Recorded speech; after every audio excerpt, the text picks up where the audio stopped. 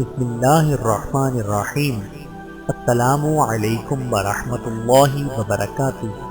حضرت زمام رضی اللہ تعالی عنہ بن ثعلبہ کا قبول اسلام۔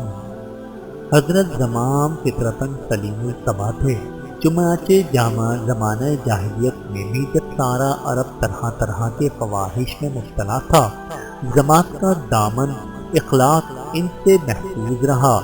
سن 9 ہجری میں جب اسلام کا چرچا سارے عرب میں پھیل گیا اور دور دور سے قبائل مدینہ آنے لگے تو زمام کے قبیلے نے انہیں شہید حال کے لیے حضور صلی اللہ علیہ وآلہ وسلم کی خدمت میں بھیجا۔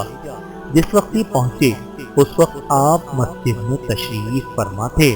حضرت زمام مسجد کے دروازے پر اونٹ باندھ کر اندر داخل ہوئے۔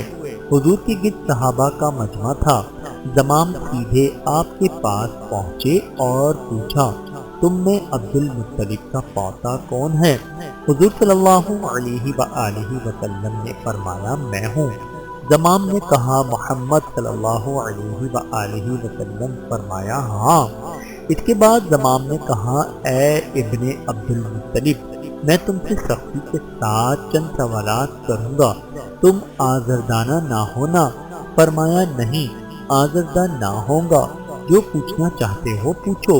کہا، میں تم سے اس خدا کا واسطہ دلا کر پوچھتا ہوں جو تمہارا معبود، تمہارے اگلے کا معبود اور تمہارے بعد آنے والوں کا معبود ہے، کیا خدا نے تم کو ہمارا رسول بنا کر بھیجا ہے؟ فرمایا، خدا کی قسم ہاں۔ کہا، میں تم سے اس خدا کا واسطہ دلا کر پوچھتا ہوں جو تمہارا معبود، تمہارے اگلوں کا معبود اور تمہارے بعد آنے والوں کا معبود ہے، کیا خدا نے تم کو حکم دیا کہ بلا کسی کو شریک کیے ہوئے صرف اسی کی پرستش کریں اور اس کے علاوہ ان بتوں کو چھوڑ دیں جن کی ہمارے آباء و اجداد پرستش کرتے چلے آئے ہیں؟ فرمایا، خدا کی قسم ہاں۔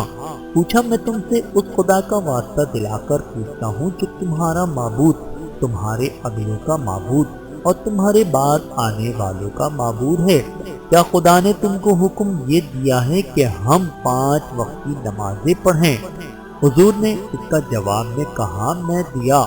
زمام نے اسی طرح روزہ، حج اور زکوٰۃ، اسلام کے تمام ارکان کے متعلق قسم دلا دلا کر سوالات کیے اور آپ ہاں میں جواب دیتے رہے۔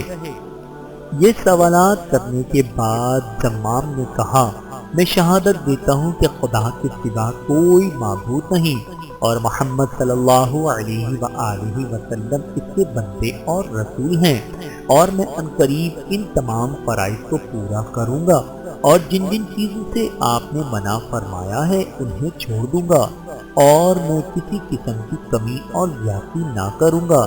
اس اقرار کے بعد یہ لوٹ گئے۔ حضور صلی اللہ علیہ وآلہ وسلم نے لوگوں سے فرمایا کہ اگر اس گیسوئے والے نے سچ کہا ہے تو جنت میں جائے گا۔ حضرت زمام رضی اللہ تعالی عنہ پر اللہ رب العزت کی کروڑوں رحمتیں نازل ہوں، آمین ثم آمین۔